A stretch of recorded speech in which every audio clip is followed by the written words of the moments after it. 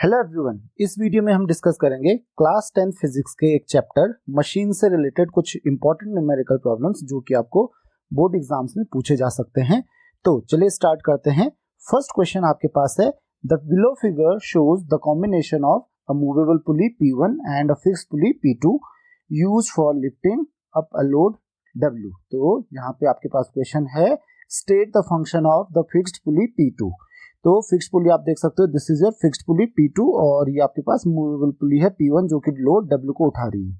तो आपको ये बताना है कि जो फिक्स्ड पुली है यानी P2 जो है, P2 का काम क्या है, उसका फंक्शन क्या है। तो मैंने आपको बताया था जब मैं आपको पुली बता रहा था कि जो फिक्स्ड पुली होती है इस सिस्टम में उसका सिर्फ और सिर्फ एक ही काम आता है, that is to change the direction of the effort. तो जो एफर्ट होता है, अगर आप इस पुली को यूज नहीं करते, मान लेते हैं पुली P2 को अगर आप यूज नहीं करते तो आपको ऊपर की तरफ इसको खींचना पड़ता, जो एफर्ट है आपको ऊपर की तरफ लगाना पड़ता है। लेकिन अब आपके पास पुली P2 है तो एंड पे आप एफर्ट लगाओगे तो एफर्ट आप देख सकते हो, यहाँ पे एफर्ट नीचे की तरफ लग रहा है, इस पॉइंट पे आपको एफर्ट देखने को मिलेगा। तो इसका काम क्या होता है, to change the direction of effort. दूसरा है आपके पास, if the free end of the string moves through a distance x, find the distance by which the load W is raised।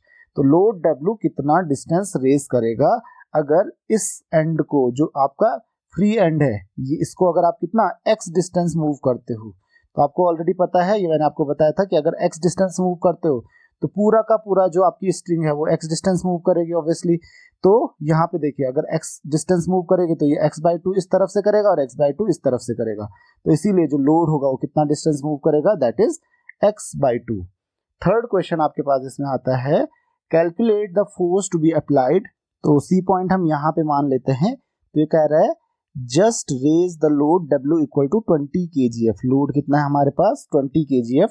तो आपको कैलकुलेट करना है कि जो फोर्स होगा वो आपको कितना अप्लाई करना पड़ेगा, यानी कि आपको एफर्ट कैलकुलेट करना पड़ेगा। तो आपको ऑलरेडी पता है, ये मैंने आपको ऑलरेडी बताया है कि जहां पे हमारे पास एक फिक्स्ड पुली और एक मूवेबल पुली होती है, वहां पर आपके पास जो मैकेनिकल एडवांटेज होता है, मैकेनिकल एडवांटेज होता है आपके पास 2। तो आपको ऑलरेडी पता है क्योंकि इस सिस्टम में मैकेनिकल एडवांटेज होगा 2। और दूसरी चीज जो आपको दी है that is the value of load. Load आपको दिया हुआ है W is equal to 20 kgf। तो आपको जस्ट कैलकुलेट क्या करना है, आपको कैलकुलेट करना है एफर्ट। तो आपको ऑलरेडी पता है मैकेनिकल एडवांटेज इक्वल टू क्या होता है, mechanical advantage equal to load by effort. तो लोड आपको दिया हुआ है 20 डिवाइडेड बाय एफर्ट आपको नहीं पता है, तो मैकेनिकल एडवांटेज की वैल्यू हम पुट करते हैं, दैट इज 2। तो 2 इक्वल टू 20 बाय एफर्ट। तो आप यहाँ से एफर्ट कैलकुलेट कर सकते हो, that is 2E is equal to 20। तो एफर्ट आप देख सकते हो 20/2 दैट इज 10 kgf। तो एफर्ट आपको कितना लगाना पड़ेगा, एफर्ट आपको यूज करना पड़ेगा 10 kgf। तो ध्यान रखिए, effort will be equal to 10 kgf। तो ये आपका आंसर हो जाएगा एफर्ट 10 kgf। तो ये आपके तीनों क्वेश्चंस के आंसर हो गए। सेकंड क्वेश्चन हमारे पास है, a pulley system has a velocity ratio 4 and efficiency of 90%। तो वेलोसिटी रेशियो आपको ऑलरेडी दिया हुआ है 4 है और एफिशिएंसी आपको 90% दी हुई है।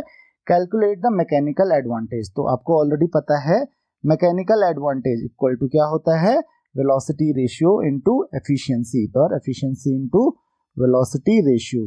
तो मैकेनिकल एडवांटेज इक्वल टू क्या हो जाएगा, एफिशिएंसी आपको पता है 90%, तो इसको हम नॉर्मल टर्म में 100 से डिवाइड कर देते हैं, तो 90/100 इंटू 4 हो जाएगा ये 3। मैकेनिकल एडवांटेज कितना हो गया आपके पास, 3.6। दूसरा क्वेश्चन आपके पास है, the effort required to raise a load of 300 newton by the system. Effort calculate करना है और आपको लोड दिया हुआ है। तो आपको पता है मैकेनिकल एडवांटेज इक्वल टू क्या होता है, mechanical advantage equal to load by effort. तो सेकंड क्वेश्चन में, फर्स्ट क्वेश्चन हम कर चुके हैं, इसका सेकंड पार्ट में मैकेनिकल एडवांटेज आपको ऑलरेडी हमारे पास है 3.6 is equal to load equal to हमारे पास दिया हुआ है that is 300 newton divided by हमारे पास है एफर्ट। तो आपको एफर्ट ही कैलकुलेट करना है। तो एफर्ट इक्वल टू कितना हो जाएगा, 300 डिवाइडेड बाय 3.6। तो एफर्ट आपके पास जो आता है that is equal to 250/3 newton. तो आई होप कि आपको क्वेश्चन समझ में आ गया होगा।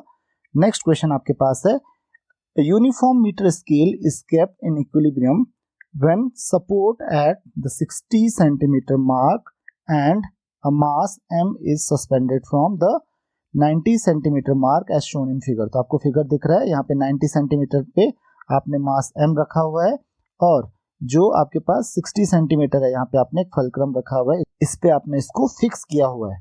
तो आपको पूछा गया state with reason whether the weight of scale is greater than और लेस देन और equal to the weight of the mass. तो आपको दिया हुआ है कि ये इक्विलिब्रियम में है और आपको ये बताना है कि जो स्केल का वेट होगा यानी कि स्केल का जो मास होगा, बेसिकली आपको मास ही बताना पड़ेगा, स्केल का जो मास होगा वो किससे ज्यादा होगा, मास m से ज्यादा होगा या कम होगा। तो चलिए कैलकुलेट करते हैं मास m कितना होगा। इक्विलिब्रियम के लिए हमको क्या करना पड़ता है, मोमेंट्स को इक्वेट करना पड़ता है, मोमेंट ऑफ फोर्स को इक्वेट करना पड़ता है। और क्योंकि ये मीटर स्केल है तो मान लेते हैं जो वेट है किसका, the weight of uniform scale, वो कहाँ पे है, वो सेंटर पे हम एज्यूम करते हैं। तो कंप्लीट वेट इसका कहाँ पे हम एज्यूम करते हैं, सेंटर पे एज्यूम करते हैं। तो इसका वेट मान लेते हैं W है, राइट। और हम अब क्या करेंगे, जो मोमेंट्स हैं उनको इक्वेट करते हैं, that is clockwise moment is equal to anti clockwise moment. तो आपको ऑलरेडी पता है कि अगर इक्विलिब्रियम में सिस्टम होता है तो क्लॉकवाइज मोमेंट जो होता है वो किसके इक्वल हो जाता है, equal to anti clockwise moment. तो ये आपने फर्स्ट चैप्टर में ऑलरेडी पढ़ा था, clockwise moment is equal to anti clockwise moment. तो चलिए क्लॉकवाइज मोमेंट की वैल्यू पुट करते हैं। तो क्लॉकवाइज मोमेंट किसकी वजह से होगा, क्लॉकवाइज डायरेक्शन में वो मास m की वजह से घूमेगा।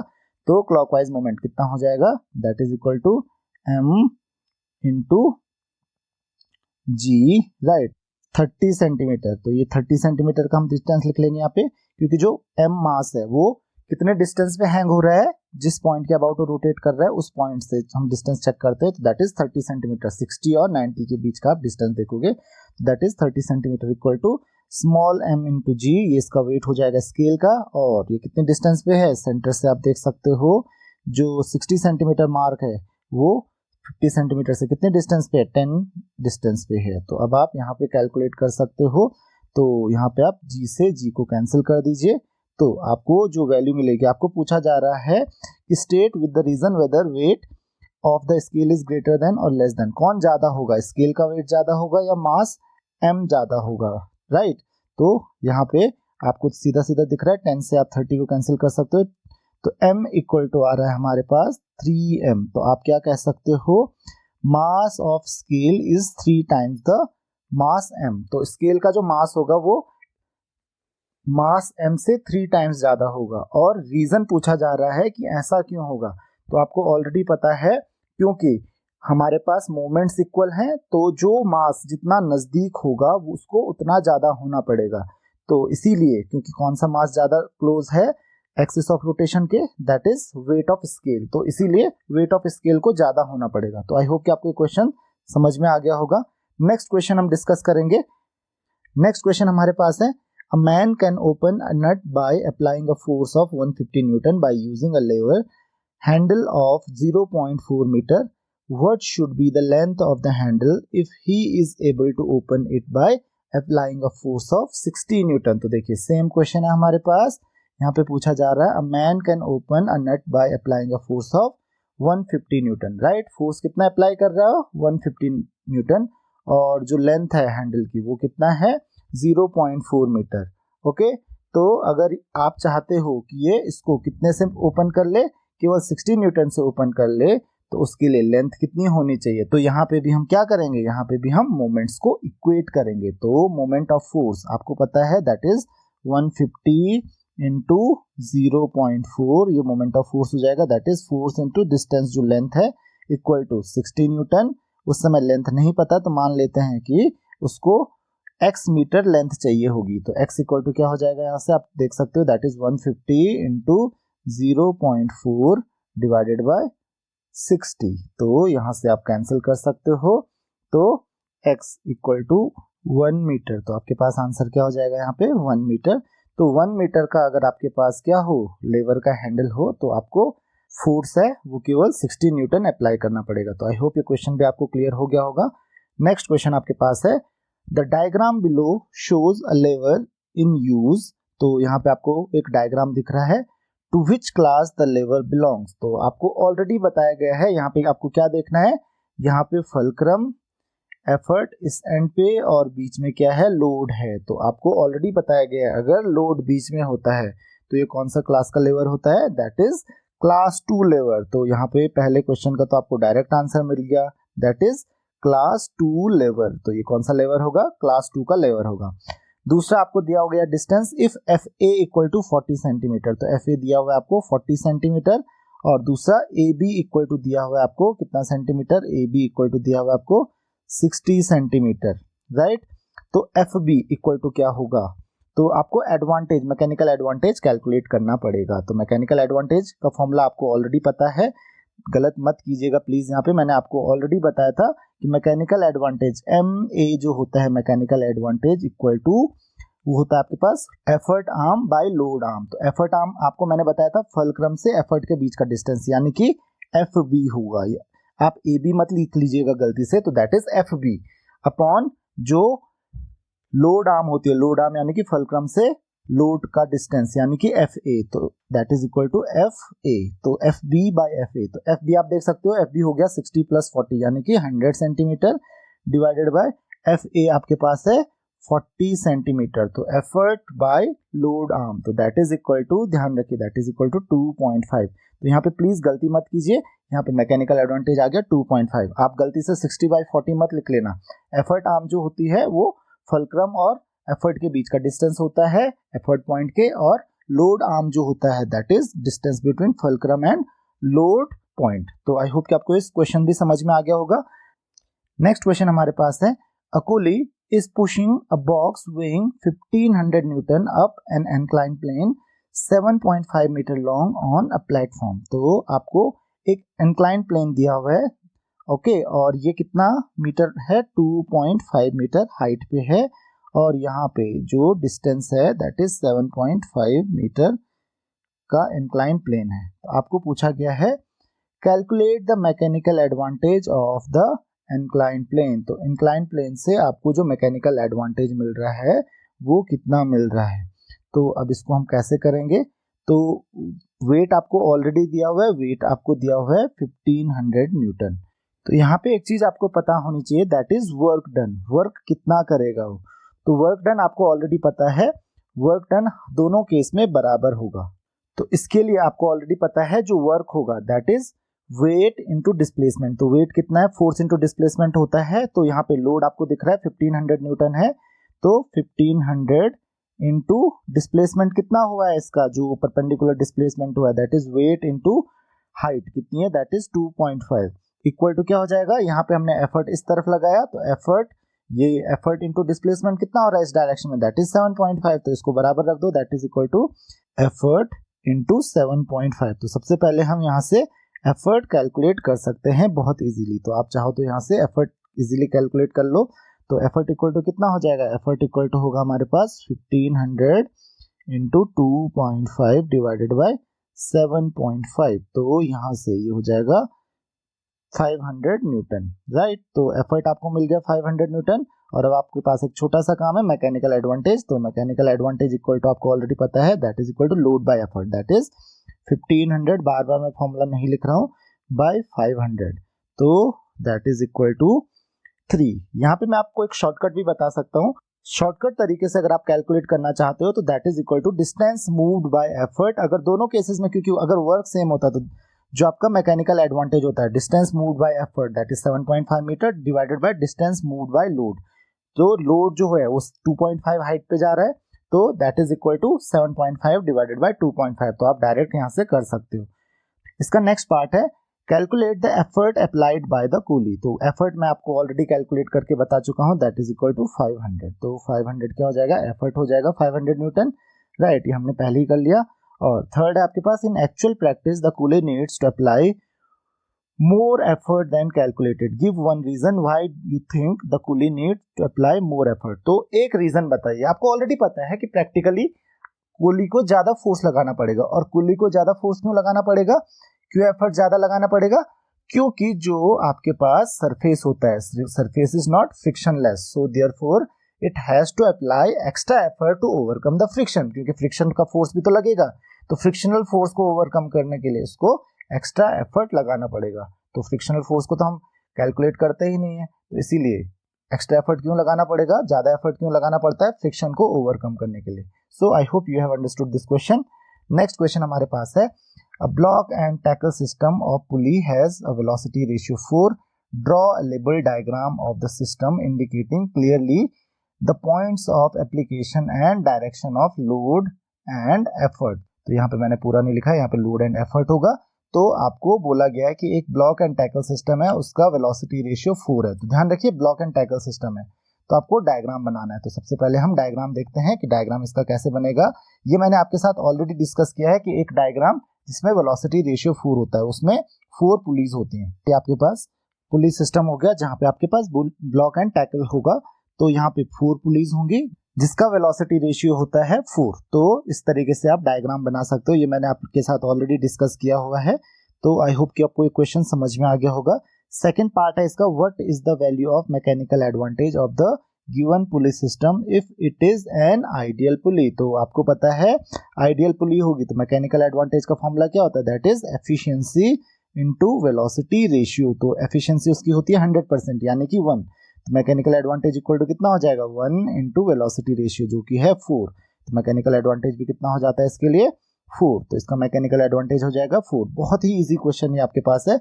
नेक्स्ट क्वेश्चन आपके पास आता है, a nut is opened by a wrench of length 20 centimetre if the least force required is 2 newton, find the moment of force. तो मोमेंट ऑफ फोर्स का क्वेश्चन है, फर्स्ट चैप्टर में भी इस तरीके के क्वेश्चन जनरली आपसे पूछे जाते हैं। तो आपको ऑलरेडी पता है मोमेंट ऑफ फोर्स जो होता है टॉर्क, टॉर्क से डिनोट करते हैं आप इसको, तो टाउ इक्वल टू क्या होता है, that is force that is 2 newton into wrench की जो लेंथ है दैट इज परपेंडिकुलर डिस्टेंस यानी कि 20 सेंटीमीटर, तो that is equal to 0.2 metre. तो कितना हो जाएगा आपके पास, that is equal to 0.4 newton metre. तो दिस इज योर टॉर्क। तो टॉर्क आपको कितना मिलेगा, moment of force is 0.4 newton metre. तो बहुत इजी क्वेश्चन था। नेक्स्ट क्वेश्चन आपके पास, block and tackle system has velocity ratio 5। एक ब्लॉक टैकल सिस्टम है, उसका वेलोसिटी रेशियो 5 है। Again draw a neat label diagram of the system indicating the direction of its load and effort. तो वो load and effort का आपको indicate करते हुए नीट एंड क्लीन डायग्राम आपको बनाना होगा। और आगे सेकंड क्वेश्चन हम देखते हैं। तो सबसे पहले हम डायग्राम बना लेते हैं इसका। तो आपको पता है कि अगर आपको वेलोसिटी रेशियो 5 चाहिए तो उसमें आपको 5 पुलीज चाहिए होती हैं। तो आपको यहाँ पे एफर्ट होगा, यहाँ पे ये लोड होगा, और हमने हर एक टेंशन को भी एक्सप्लेन यहाँ पे किया हुआ है, हर एक टेंशन को मेंशन किया हुआ है। तो हर चीज आपको यहाँ पे एक्सप्लेन करनी थी। तो ये आपका डायग्राम हो गया, ये मैंने आपके साथ ऑलरेडी डिस्कस किया था जब हमने ये चैप्टर डिस्कस किया था। सेकेंड पार्ट इसका है, Rohan exerts a pull of 150 kgf, यानी कि एफर्ट बता रहा है कितना है 150 kgf है। तो मैक्सिमम लोड कितना वो रेज कर सकता है by using this pulley. Efficiency दी हुई आपको 75%, तो परसेंटेज में दी होती है तो आपको 100 से डिवाइड करनी होती है। तो आपको ऑलरेडी पता है कि उसको निकालने के लिए हमको मैकेनिकल एडवांटेज लिखना पड़ेगा। तो मैकेनिकल एडवांटेज इक्वल टू क्या होता है, मैकेनिकल एडवांटेज इक्वल टू होता है एफिशिएंसी ईटा इनटू जो आपके पास वेलोसिटी रेशियो है। वेलोसिटी रेशियो था आपके पास 5। तो मैकेनिकल एडवांटेज का भी आपको फॉर्मूला पता है, that is equal to load divided by effort. आपको मैक्सिमम लोड पता करना है, तो इक्वल टू क्या हो जाएगा, efficiency that is 75/100 into velocity ratio. Velocity ratio हमारे पास 5, तो 75/100 आपको पता है दैट इज 3/4।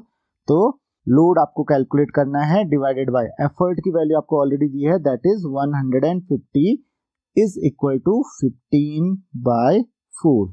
तो यहां से आप चाहो तो बहुत इजीली लोड कैलकुलेट कर सकते हो। तो यहां से आपको जो लोड मिलेगा L is equal to 15 into 150 divided by 4, तो that is equal to 562.5 newton. तो ये मैक्सिमम है जो कि आप लिफ्ट कर सकते हो, 562.5 न्यूटन। तो आई होप ये क्वेश्चन भी आपको समझ में आ गया होगा। यहाँ पे हमने मैकेनिकल एडवांटेज कैलकुलेट किया पहले, और मैकेनिकल एडवांटेज को हमने लोड बाय एफर्ट रख दिया। लोड आपको कैलकुलेट करना था जबकि आपको एफर्ट गिवन था। नेक्स्ट क्वेश्चन आपके पास है, फ्रॉम द एडजेसेंट डायग्राम, ये आपको डायग्राम बगल में दिख रहा है, what kind of pulleys are A and B. तो आप यहाँ पे देख सकते हो ए और बी कौन सी पुली है। ए पुली हमारे पास ये रही and pulley B is this. तो आपको ऑलरेडी पता है पुली ए इज मूवेबल पुली, ये आप आंसर में लिख सकते हो, and pulley B is a fixed pulley, यहाँ पे आप देख सकते हो ये फिक्स्ड है, so pulley B is a fixed pulley. State the purpose of pulley B, तो अभी पूछा गया था कि जो पुली बी होती है यहाँ पे movable and fixed pulley system में, वो फिक्स्ड पुली का पर्पस क्या होता है, तो it is used to change the direction of effort, direction change करने के काम आता है एफर्ट का। नेक्स्ट आपके पास What effort has to be applied at C, point C आपको यहाँ पे दिया हुआ है, just to raise the load 20 kgf, तो लोड अगर आपके पास 20 kgf है, आपको बाकी वेट ऑफ पुली सब कुछ नेगलेक्ट करना है, फ्रिक्शन भी नेगलेक्ट करना है, यानी कि आइडियल पुली इसको मानना है। तो आइडियल पुली के लिए आपको पता है जब हमारे पास one movable and one fixed pulley होती है तो mechanical advantage equal to 2 for ideal pulley, ये आपको ऑलरेडी पता है, मैकेनिकल एडवांटेज यहाँ पे 2 होता है, और लोड आपको दिया हुआ है 20 kgf, तो मैकेनिकल एडवांटेज का फॉर्मूला आपको ऑलरेडी पता है, तो आप लिख सकते हो 2 is equal to load divided by effort, right. तो लोड आपको दिया हुआ है 20 kgf, तो यहाँ पे हम वैल्यू पुट कर लेते हैं, 2 इक्वल टू लोड आपको दिया हुआ है 20 डिवाइडेड बाय एफर्ट, तो यहाँ पे आप फिर से एफर्ट की वैल्यू कैलकुलेट कर सकते हो, दैट इज 20/2 10 kgf, तो यहाँ पे जो एफर्ट आ रहा है ये हमारे पास आ रहा है 10 kgf, तो बहुत ही सिंपल क्वेश्चन था, सिमिलर क्वेश्चन है।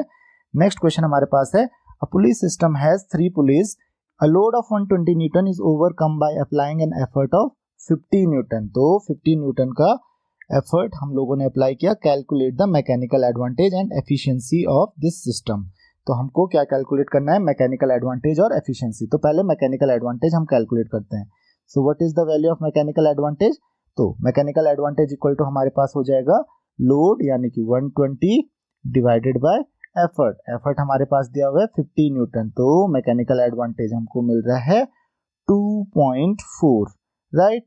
अब हमारे पास 3 पुली सिस्टम है, तो 3 पुली सिस्टम के लिए यहाँ पे ध्यान रखिए ब्लॉक एंड टैकल सिस्टम ही होगा 3 पुली सिस्टम जो हमारे पास है, तो 3 पुली सिस्टम के लिए मैकेनिकल एडवांटेज जो हमारे पास है वो है 2.4, तो आपको ऑलरेडी पता है वेलोसिटी रेशियो जो होगा 3 पुली सिस्टम के लिए वो होगा 3, तो वेलोसिटी रेशियो 3 पुलीज हमारे पास हैं तो वेलोसिटी रेशियो हो जाएगा 3, और हमको क्या कैलकुलेट करना है, हमको एफिशिएंसी कैलकुलेट करनी है, तो एफिशिएंसी आपको ऑलरेडी पता है वेलोसिटी रेशियो इक्वल टू क्या होता है, नंबर ऑफ पुलीज, तो एफिशिएंसी इक्वल टू क्या हो जाएगा हमारे पास, efficiency equal to mechanical advantage divided by velocity ratio, और अगर आप इसको परसेंटेज टर्म्स में करना चाहते हो कैलकुलेट, तो आप इसको 100 से मल्टीप्लाई कर सकते हो, तो ये परसेंटेज टर्म्स में भी आपको मिल जाएगा, तो वो मैकेनिकल एडवांटेज आपको ऑलरेडी दिया हुआ है, आपने कैलकुलेट किया है mechanical advantage, that is equal to 2.4 divided by 3 into 100, तो that will be equal to 4/5 हो जाएगा, और दैट इज इक्वल टू 80%, आप इसको कैंसिल कर सकते हो 20 से, तो दिस इज इक्वल टू 80%, तो मैकेनिकल एडवांटेज आपको 2.4 मिल गया, वेलोसिटी रेशियो 3 है, तो एफिशिएंसी आपको मिल गई 80%। सो आई होप कि आपको ये क्वेश्चन समझ में आ गया होगा।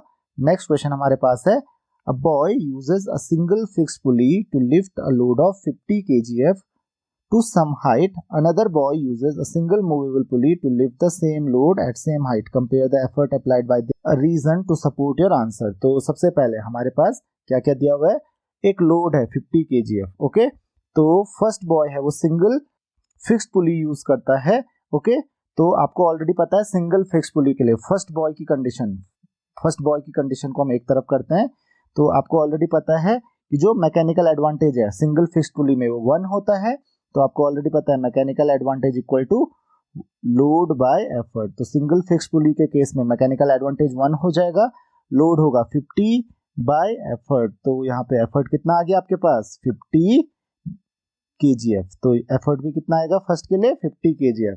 सेकंड बॉय की कंडीशन देखिए, बॉय 2 के लिए क्या है, वो सिंगल मूवेबल पुली यूज करता है, तो मैकेनिकल एडवांटेज आपको ऑलरेडी पता है, यहाँ पे mechanical advantage equal to load by effort होता है, मैकेनिकल एडवांटेज यहाँ पे होगा 2, लोड हमारे पास ऑलरेडी दिया हुआ है दैट इज 50 बाय एफर्ट, तो सेकंड कंडीशन में effort 2 into E is equal to 50, तो ई इक्वल टू हो जाएगा 50/2, यानी कि एफर्ट इक्वल टू 25 kgf, तो सेकंड बॉय को एफर्ट कम लगाना पड़ेगा, और यहाँ पे पूछा जा रहा है कि give a reason to support your answer, तो ऐसा क्यों होता है, क्योंकि आपको पता है सिंगल मूवेबल पुली में जो मैकेनिकल एडवांटेज है वो डबल होता है as compare to single fix pulley के लिए। और अगर मैकेनिकल एडवांटेज डबल होगा तो आपको सेम लोड को उठाने के लिए एफर्ट आधा लगाना पड़ेगा।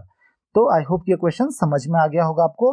नेक्स्ट क्वेश्चन आपके पास है, a pulley system with velocity ratio equal to 4 is used to lift a load of 175 kgf through a vertical height of 15 meter. The effort requires 50 kgf in downward direction. Calculate distance moved by effort. तो पहली चीज आपको calculate करना है distance moved by effort, और दूसरा आपको पूछा जा रहा है work done by effort, mechanical advantage of pulleys system and efficiency of pulleys system. हर चीज आपको पूछी गई है। आपको क्या दिया हुआ है, सबसे पहले वेलोसिटी रेशियो दिया हुआ है, तो हर चीज आपको कैलकुलेट करनी है। देखिए वेलोसिटी रेशियो इक्वल टू दिया हुआ आपको 4।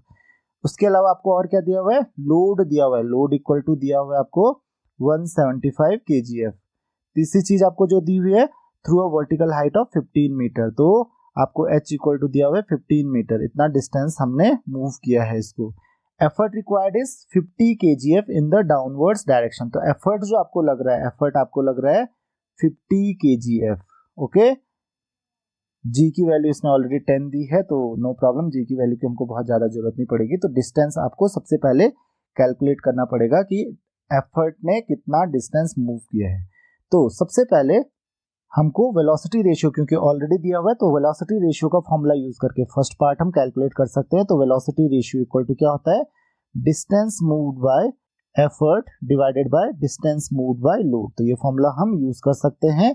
तो वहां से हम कैलकुलेट कर लेंगे कि एफर्ट कितना डिस्टेंस मूव करेगा। तो आपको ऑलरेडी पता है कि जो लोड है उसने 15 मीटर मूव किया है, तो velocity ratio 4 is equal to कितना हो जाएगा, distance moved by effort that is D divided by distance moved by load. Distance load ने मूव किया है 15 मीटर, तो यहाँ से distance moved by effort equal to कितना हो जाएगा, 4 इंटू 15 यानी कि 60 मीटर। तो ध्यान रखिए 60 metre is the distance moved by effort, तो दिस इज 60 मीटर। तो पहला पार्ट हमारे पास आ गया, distance moved by effort is 60 metre. तो ये आपके पास फर्स्ट पार्ट का आंसर हो गया। सेकेंड पार्ट आपको दिया हुआ है work done by the effort. तो एफर्ट कितना वर्क कर रहा है, तो आप लिख सकते हो WE work done by effort is equal to force into displacement, यानी कि एफर्ट जो लग रहा है, एफर्ट आपको दिया हुआ है 50 kgf, इसको आप चाहो तो कन्वर्ट कर सकते हो न्यूटन में, तो ये हो जाएगा 50 इंटू 10 क्योंकि 10 जी की वैल्यू दी है हमको, इंटू डिस्प्लेसमेंट। तो डिस्प्लेसमेंट आपको दिया हुआ है 60, तो डिस्प्लेसमेंट जो होगा एफर्ट का 60 हो जाएगा, दैट इज 50 इंटू 10 इंटू 60। तो work done by effort equal to हो जाएगा 50 इंटू 10 इंटू 60, तो this is equal to 30,000 joule. तो इसको आप लिख सकते हो that is equal to 30,000 joule. 30,000 joule आपका आंसर आ गया। थर्ड पार्ट देख लेते हैं इसका। थर्ड पार्ट है आपके पास mechanical advantage of the pulley system. तो मैकेनिकल एडवांटेज आपको ऑलरेडी पता है, मैकेनिकल एडवांटेज इक्वल टू होता है लोड डिवाइडेड बाय एफर्ट। तो आपको लोड ऑलरेडी दिया हुआ था 175 बाय एफर्ट, एफर्ट हमारे पास है 50, तो यहाँ से 175 बाय 50 वो हो जाएगा हमारे पास 3.5, ये हो गया हमारे पास मैकेनिकल एडवांटेज। और लास्ट पार्ट में आपको पूछी गई है एफिशिएंसी। तो आपको सब कुछ ऑलरेडी पता है, वेलोसिटी रेशियो पता है, तो एफिशिएंसी का फॉर्मूला हम डायरेक्टली यूज कर लेंगे। एफिशिएंसी इक्वल टू हो जाएगा mechanical advantage divided by velocity ratio, that is mechanical advantage हमारे पास है 3.5 डिवाइडेड बाय वेलोसिटी रेशियो हमारे पास 4। तो एफिशिएंसी आपके पास आ गई 0.875, और इसी को आप अगर परसेंटेज टर्म्स में कैलकुलेट करना चाहते हो तो इसको आप 100 से मल्टीप्लाई कर सकते हो, तो दैट इज इक्वल टू 87.5% इसकी एफिशिएंसी हो जाएगी। तो आई होप कि क्वेश्चन भी आपको समझ में आ गया होगा। नेक्स्ट क्वेश्चन आपके पास है, the diagram shows a lever in use. तो आप ये डायग्राम जरूर देख सकते हो। लोड जो है वो बीच में है, तो इसका मतलब again this lever belongs to class 2, this is second class lever, class 2 lever ही होगा।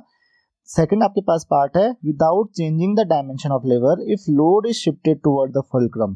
तो अगर आप कोई भी चीज चेंज नहीं करते हो, लोड को आप फुलक्रम की तरफ मूव करते हो, what happens to the mechanical advantage. तो मैकेनिकल एडवांटेज आपको पता है, मैकेनिकल एडवांटेज इक्वल टू होता है effort arm, right, effort arm divided by load arm. तो मैकेनिकल एडवांटेज का आपको फॉर्मूला याद रखना है, effort arm by load arm, तो यानी कि लोड आर्म, आपको पता है load arm is the distance between fulcrum and load. तो यहां से देखिए क्या हो जाएगा, अगर आप लोड को फुलक्रम की तरफ शिफ्ट करोगे तो इसकी वजह से डिस्टेंस कम हो जाएगा, यानी कि लोड आर्म की वैल्यू कम हो जाएगी, डिनोमिनेटर कम हो जाएगा, so mechanical advantage will increase. ध्यान रखिए लोड आर्म की वैल्यू जितनी कम होगी मैकेनिकल एडवांटेज उतना ज्यादा होगा। तो यही पूछा जा रहा है कि मैकेनिकल एडवांटेज को क्या होगा, तो मैकेनिकल एडवांटेज ध्यान रखिए इट विल इंक्रीज। तो आई होप कि ये क्वेश्चंस आपको समझ में आ गए होंगे। अगर आपकी कोई भी क्वेरीज है तो आप मुझे कमेंट्स में फेसबुक पे या फिर इंस्टाग्राम पे क्वेश्चंस पूछ सकते हो। This is all in this lecture. Thank you very much.